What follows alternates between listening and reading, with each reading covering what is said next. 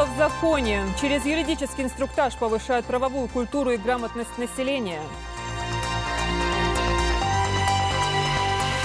Ингушэнерго в ответе. Сегодня прошла пресс-конференция с управляющим директором этого ведомства. Идентифицировать с целью безопасности. Теперь можно путешествовать только по именным электронным билетам.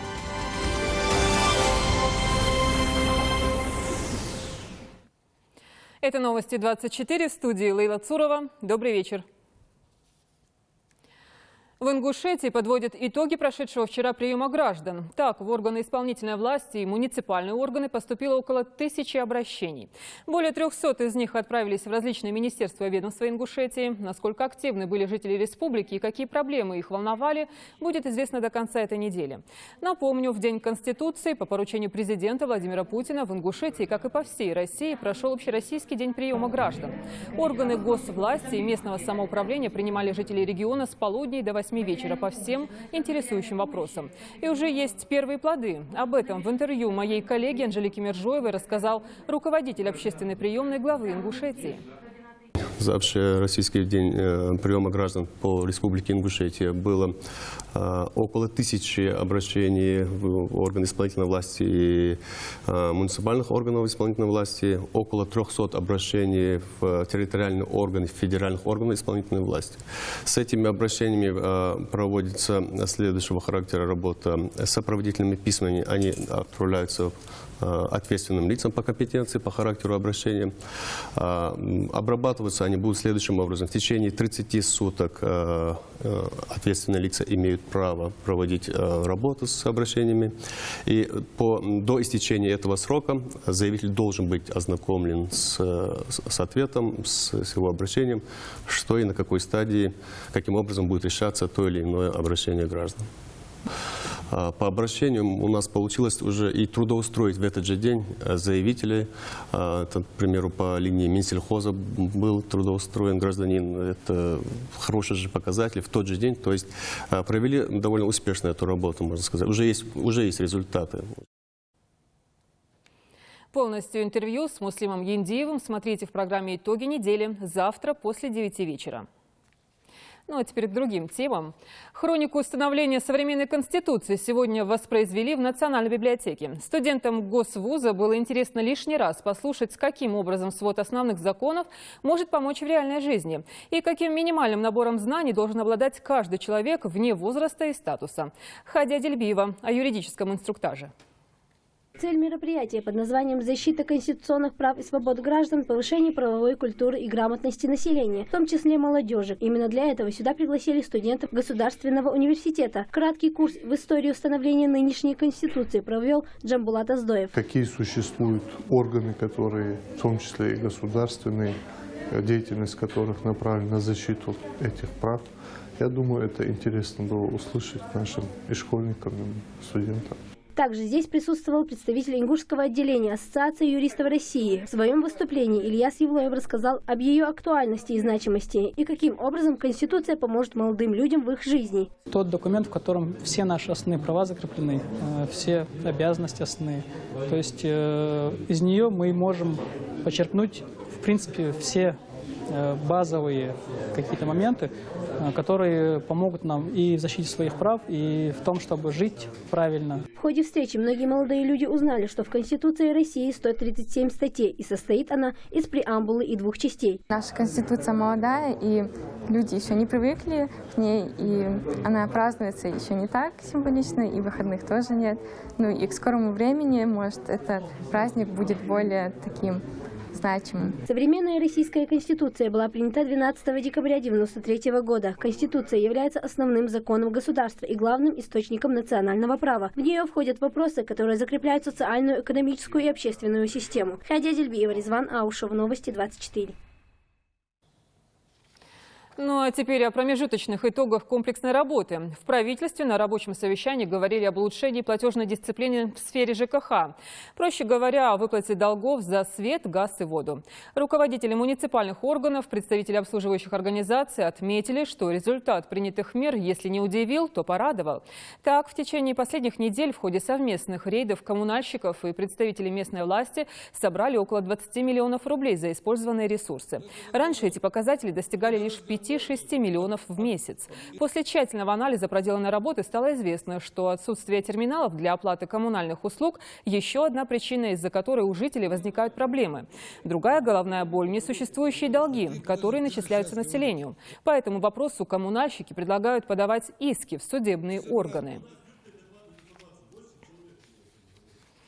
Ну а вот герои нашего следующего сюжета страдают от отсутствия тепла в домах отнюдь не по причине халатного отношения к оплате за услуги ЖКХ. Более 3 месяцев жители сельского поселения Орджоникидзевское борются за выживание. Иначе их положение в минусовую погоду не назовешь. От электрической лампы проку никакого, переходят на дрова. Помочь восстановить погоду в доме вызвался наш корреспондент Руслан Албагачиев.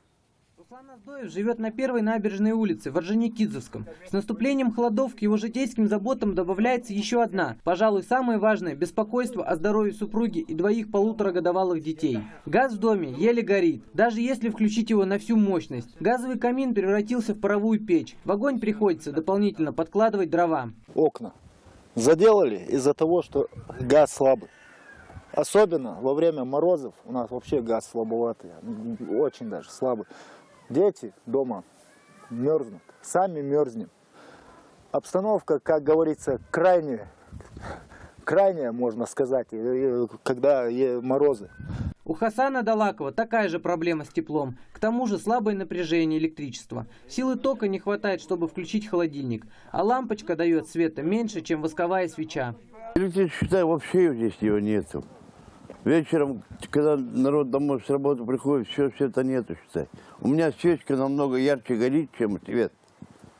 Об какой электричестве можно говорить? Трансформаторы не могут поставить нам. Не столбов, вот, теперь вот, смотри, какие столбы у нас стоят на свет. Это считается где-то метров 800-900. 2 провода мы сами пустили.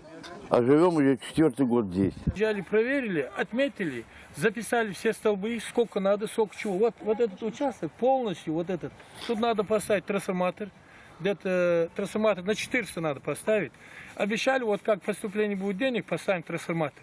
Выезжали, проверили, все записано, все лежит в администрации. Ася Полунхоева также борется с холодом. Ее дети уже неделю не снимают с себя верхнюю одежду. Из-за слабой подачи газа не прогревается дом. И приходится топить печь дровами. На первой набережной улице прокладка газовой трубы остановилась на полпути. Мы то, что смогли, то, что у нас в бюджете было, мы поставили трансформатор и провели линию электропередач. На следующий год мы планируем совместно с жителями. В этом году мы заложили около 12 километров этого газопровода по выделенным земельным участкам.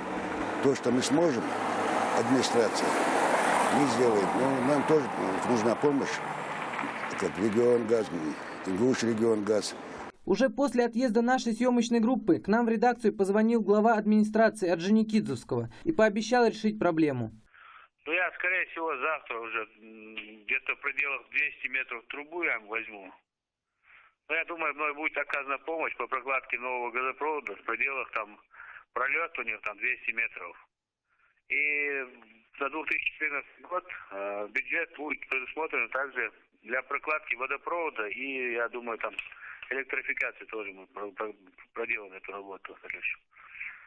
А пока прокладываются газовые трубы, разбирается, кто и когда подаст тепло в каждый дом, людям придется своими способами согреваться в суровые морозы. Руслан Албагачиев, Рахман Цуров, Ахмед Парчиев. Новости 24. Материальная техническая база, кадровая политика, малое напряжение в сетях и распределение тарифов по временам года. Эти и другие темы интересовали журналистов на пресс-конференции с руководителем «Ингушэнерго». Главный вопрос – долги за свет. Как отметил управляющий директор Бексултан Бузуртанов, за 2013 год физические лица задолжали более 200 миллионов рублей. Критическую ситуацию не назовешь, но тем не менее не платят на сегодняшний день около 50% энергопотребителей. И в большинстве случаев это госслужащие и чиновники. Самые дисциплинированные потребители, как это неудивительно, это простые люди. Вот те, которые не занимают никаких руководящих постов, не умеют никаких корочек, не имеют трехэтажных домов. И платят вот почему-то вовремя. они платят хорошо, вовремя, с нашими сотрудниками вежливо, ездил, разговаривают и стараются решить вопрос на месте. Пассажиры междугородних рейсов смогут приобрести билет только при предъявлении паспорта. Новые правила действуют в рамках закона, изданного Министерством транспорта России. Именной электронный билет ввели в целях транспортной безопасности. В нем содержится вся информация о пассажире, а также месте его отправки. Приобрести его можно только в кассах автовокзала. Подробности в сюжете Миланы Хашагульговой. Если раньше пассажиры покупали билеты на иногородние маршруты в кассе, просто заплатив за них, то теперь без предъявления паспорта проездной документ приобрести не получится. Это новые именные электронные билеты, где отражаются индивидуальные данные пассажиров. С автовокзала в Назрани автобусы уходят в Москву, Санкт-Петербург, Ставрополь, Нальчик, Кисловодск, Пятигорск и другие города. Но есть и нелегальные перевозчики. Это частники, которые нигде не зарегистрированы, что, впрочем, не мешает им возить пассажиров в Астрахань, Волгоград, Самару, Ставрополь, Краснодар и Грозный.